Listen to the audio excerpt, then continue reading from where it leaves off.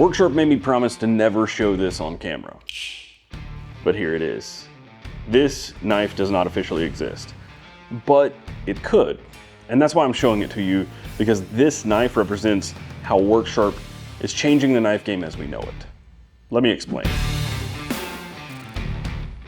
Last year, I had the pleasure of visiting Worksharp HQ and being one of the first to reveal to you guys the RMX. This is their knife that technically on paper really doesn't look all that different than, say, a ProTech Malibu. It's a button lock folder and there are hundreds of button locks now. So why is the RMX different? If we want to talk like closest competitors to the RMX, which is a $140 globally sourced button lock integral, there really actually isn't anything quite like it. It's also a magnesium alloy handle, which there isn't another magnesium alloy handle knife that I'm aware of.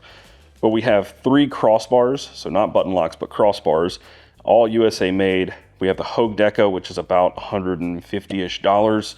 It goes up from there, but they are G10 handles. If you want this one with titanium, these are aftermarket scales that are another $150, so $300-ish for this one. The Bel Air from Kershaw is about $200. Then we have the Benchmade, the Bug Out. So Bug Out with G10 scales or Grivery scales, $200 minimum. You go up to aluminum and you are in the $350 to, this one is $400 price range.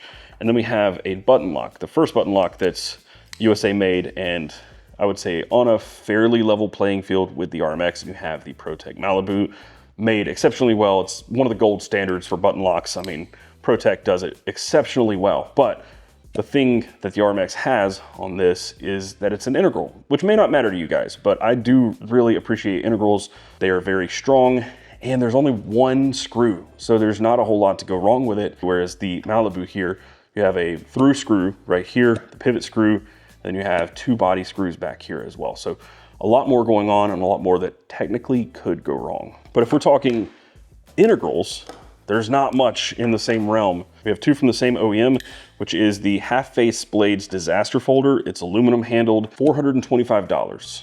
It's a really sick knife. I like it, but it is pricey. And then we have the Dead Reckin Ridgeback. This is an all titanium integral button lock. And this thing is $475. I think that's the closest I could come to finding one like this. And we're just talking price, not specs or anything else.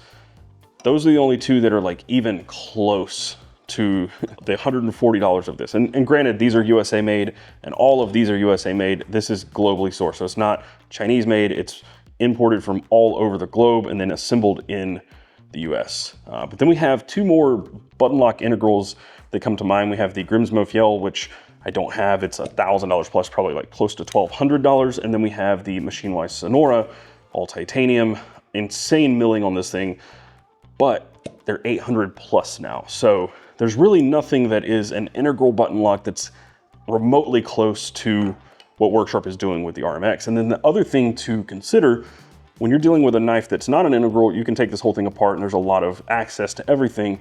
When you're talking about an integral, all you have is this hole through the pivot.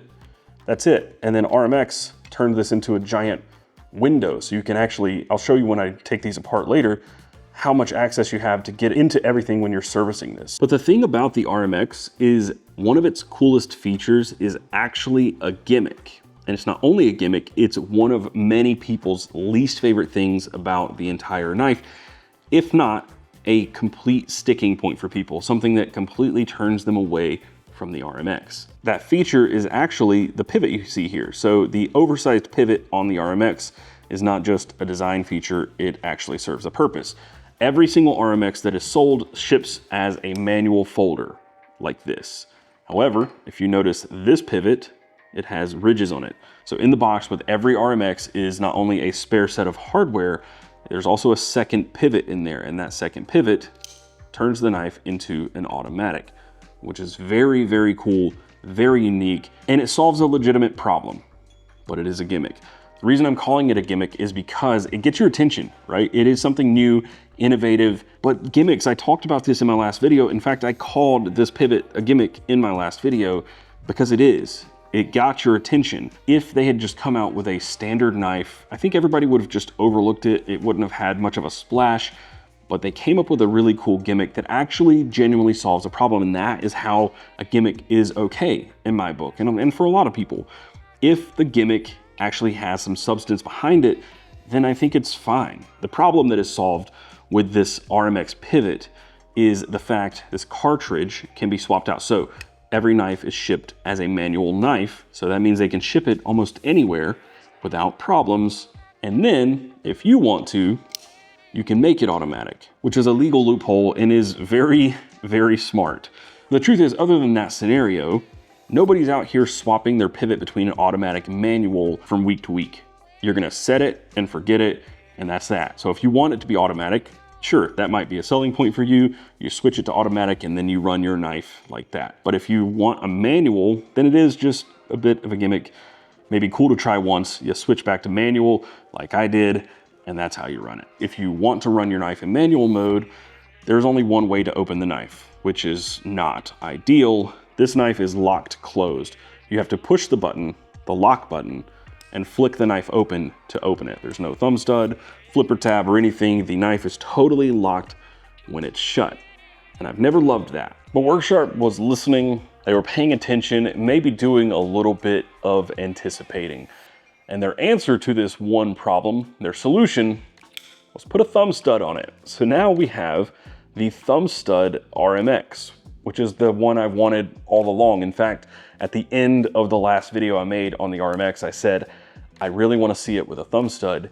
And almost everybody that I interviewed in that video also said they wanted to see a thumb stud version. So here we are, it's here. Before we go any further, I do need to take a moment to thank our channel sponsors who make all of this possible. And it must be said, I have to thank Worksharp. Yes, I'm making a video about Worksharp, and they are also a channel sponsor. They've been supporting what I do for a very long time, but also I've been using their products since before then. For many, many years, their knife sharpeners are awesome, and the RMX has been the knife in the pocket for some time, and I'm so excited that the thumb stud is finally coming out. These are dropping on Monday at 10 a.m. PST in 3 different colors, and this is an inline model, which means it's not like the Reserve. These will be back, so if they sell out, there will be more. This is now part of their core lineup of RMX models, which is very, very cool. 10 a.m. PST, there's a link down below. I also want to thank Big Idea Design. You probably know them for their pins. They make so many awesome pins that take a ton of refills, but they also make knives and pocket tools and a billion other things. They are everywhere all at once. They do stuff almost every single week, new drops and stuff. They're on Whatnot now, so go check out their Whatnot. But if you want 10% off on their website, you can use my coupon code BDEDC. There's also a link down below, so thank you, Big Eye. So this is the RMX thumb stud. And if it looks familiar, that's because it looks identical to the non-thumb stud version. The only difference really is that this one has a thumb stud and a fuller, and this one doesn't. Obviously, as I've explained, the manual from before locks shut. This one does not lock shut. There is a ramped detent. There is also a fuller on there, so you can spidey flick it. So you have thumb stud open and spidey flick as an option. But other than that, all the changes are internal. There's nothing else that's different about this from the old one. Now, what this means is that this version of the RMX does not accept an automatic pivot. So the gimmick is gone. So why exactly is this not just another knife? Why is it interesting to me? And I think the answer to that is actually kind of this unspoken thing that you can see Worksharp doing. If you peel back the surface just a little bit, you'll recognize that this is not just a knife. This is an RMX, but RMX as a whole is more than just a knife. It's a platform. Let me show you what I mean. So here we have 3 versions of the RMX drop point. The Blackout, which was a Reserve series, as well as the Raw Mag, and then the new thumb stud. The cool part is that you can take any of the parts from any of these and put them on whichever knife you want. Worksharp doesn't actually guarantee fitment if you do this. There is a chance that one part from another knife won't actually work that well, but in general, I mean, I've swapped a bunch of RMX parts and I've never had an issue yet. What we can do is actually just kind of mix and match and make what we want here. The actual very first thing I did when the thumb stud arrived at my door was take this screw out of the Raw Mag, drop the pivot out, and then I did the same here.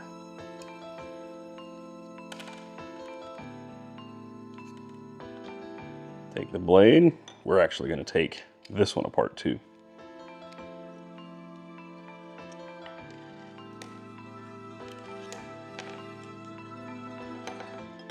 All right, so we're gonna get the raw mag with the thumb stud put together first. And this is what I was talking about, having that wide open window. You can just drop your bearing in there as long as you get this lock set and the pivot placed properly. It is a very, very simple swap. Boom. One down. Now, we're gonna take this button out and we're gonna take the clip off. We have the bronze handle completely empty. Now we're gonna do the same for the black. So we take the back pivot, drop a bearing in.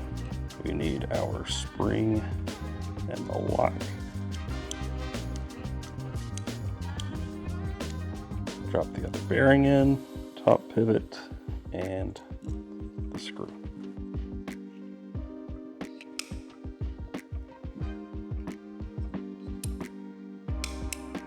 Not a single issue.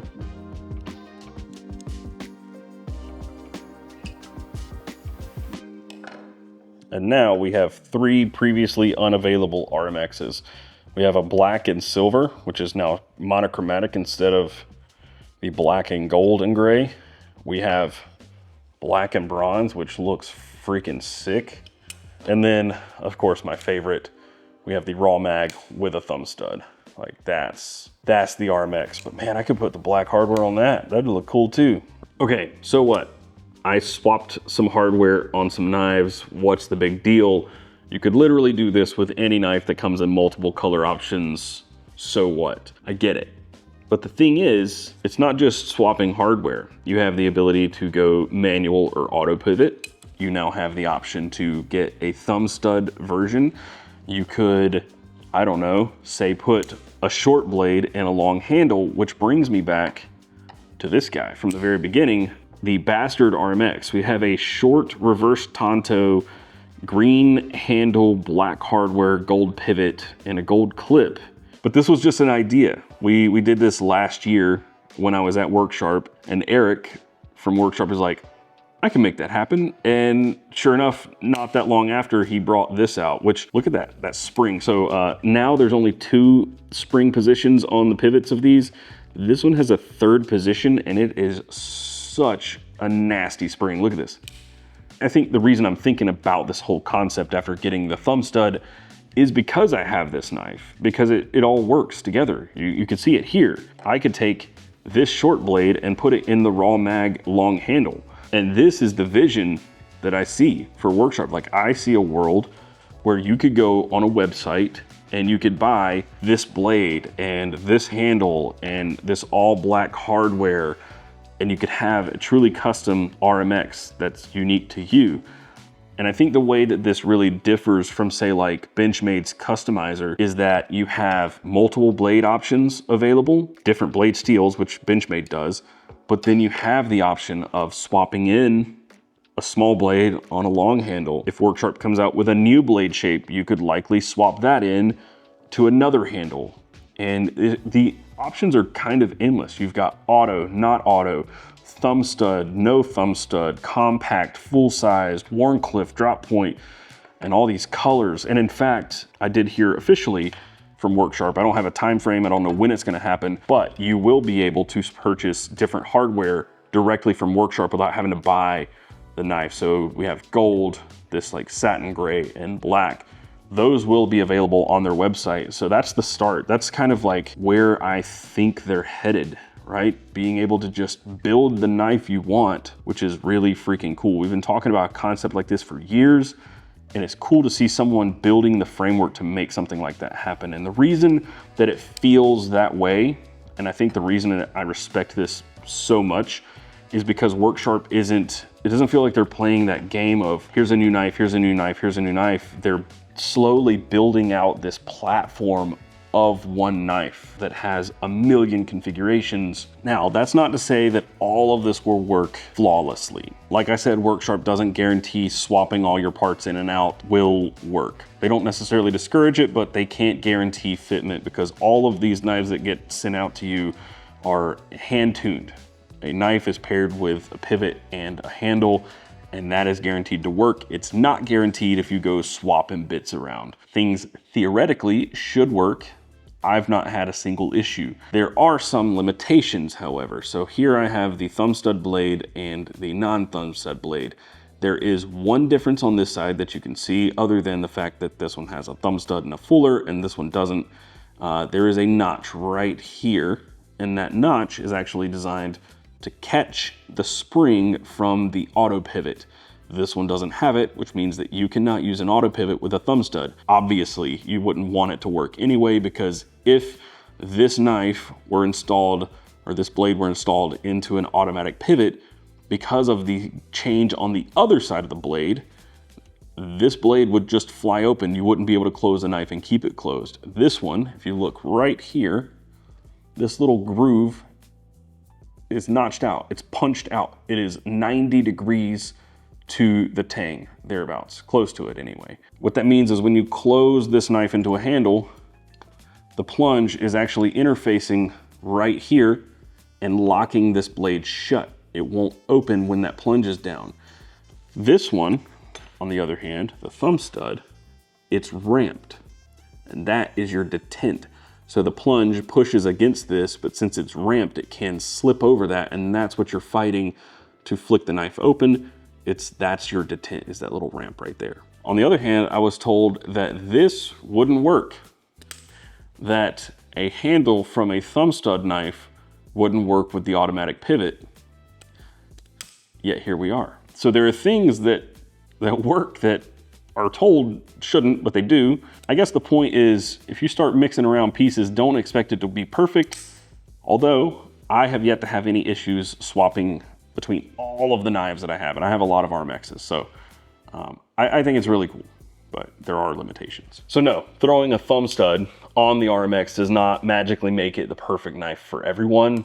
And that I'm happy about that, because if there were ever such a thing, this industry would get very boring very, very quickly. However, it does add to something that Worksharp is already building, and I respect the hell out of that. Now, there are some questions that I have also that Worksharp has not answered, and I don't think I've asked them directly, but like, why has this not happened yet? Why is there no compact reverse tanto? It's one of the coolest ones, period, and they haven't released it.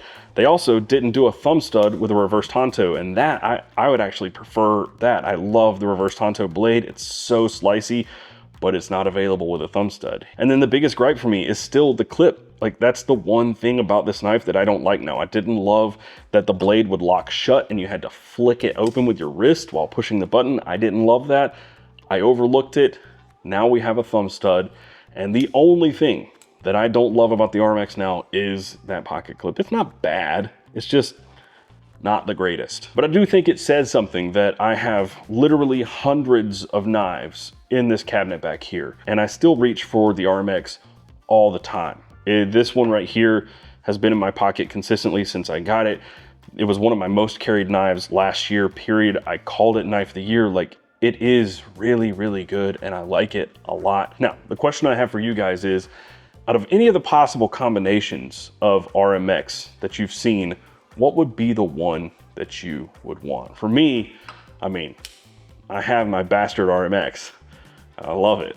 But for me, I think it would be this right here with a thumb stud reverse tanto. Sorry, Worksharp. I mean, I had to. You know, I had to. Let me know what your preferred RMX combination would be in the comments down below, and whether you think Worksharp is trying to roll out something like this where you can just interchange parts and build like Legos for knives. You can buy individual pieces and build the knife you want, which is cool as hell, and I genuinely don't know why nobody's done it yet. Maybe it's just a logistical nightmare. I don't know, but it seems like the closest person to doing something like that is Worksharp right now.